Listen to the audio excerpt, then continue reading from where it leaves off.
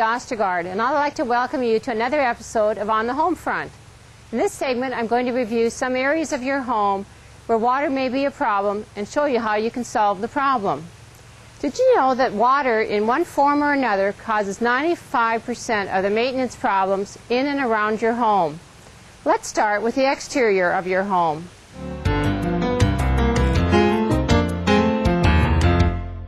Gutters are often out of sight and out of mind, but if they are clogged with leaves or not sloped properly, they will cause water to back up and not flow properly. When this happens, water will overflow and the following can occur. Water will run towards the house, into the ground, and then into the basement or crawl space.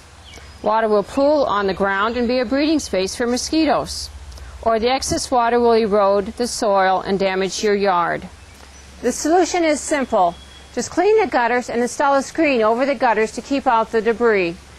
There are several different types of screening materials on the market, such as these two. One is the rolling screen, which all you do is have to unroll it and then place it onto the gutter.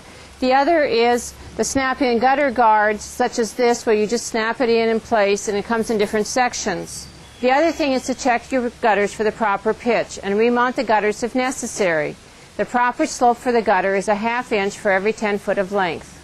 And don't forget your downspouts, because they should carry water at least 6 feet away from the house. If you are using the flexible pipe at the end of your downspout and move it each time you mow, don't forget to replace it so the rainwater is carried away from your foundation. Flower beds such as this act as a catch basin for rainwater and should be kept at least 3 feet from the foundation. In an ideal situation, this would be grass up against the foundation instead of a flower bed.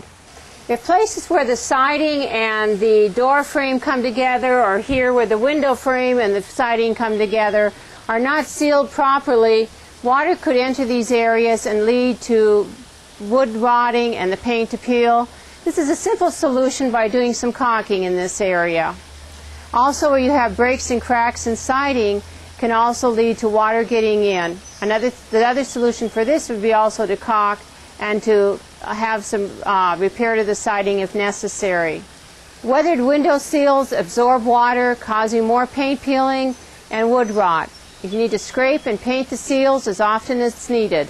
The slope or grade around the foundation can also be a problem for water coming into the basement or crawl space. After years of adding mulch or soil to flower beds around the home, the greater slope may not be going away from the house as it once was. If not graded properly away from the house, water will flow toward the basement or crawl space while it will enter the foundation. To check the slope around the house, take a carpenter's level to a straight 8-foot long 2x4, such as I have done here. For the proper grade, the outside of the 2x4 should be a minimum of 6 inches off the ground when you place it against the house. If not, add soil around the foundation to increase the grade away from the foundation. Rake the soil smooth and recheck. Also, while you're doing this, and if you have concrete slabs for patios and sidewalks, remember that they should also slope away from the foundation to carry the water away from the house.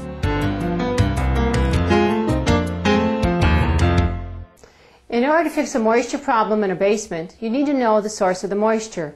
A low-tech yet effective method to find out where the moisture is coming from is to cut a few pieces of 12 by 12 squares of aluminum foil or thick plastic, such as I have done here, and tape them to various locations on your basement wall. Wait for several hours and then check for condensation. If the condensation is on the room side of the plastic or the aluminum foil, it means that the moisture is coming from within the room itself. To remedy that problem, a dehumidifier or your whole house air conditioner, if it's properly sized, should take care of the problem. If the underside of the foil or the plastic is where the moisture is occurring, it means that the moisture is moving in through the wall or the floor from the soil. You need to start checking the outside to see where the moisture could be coming from.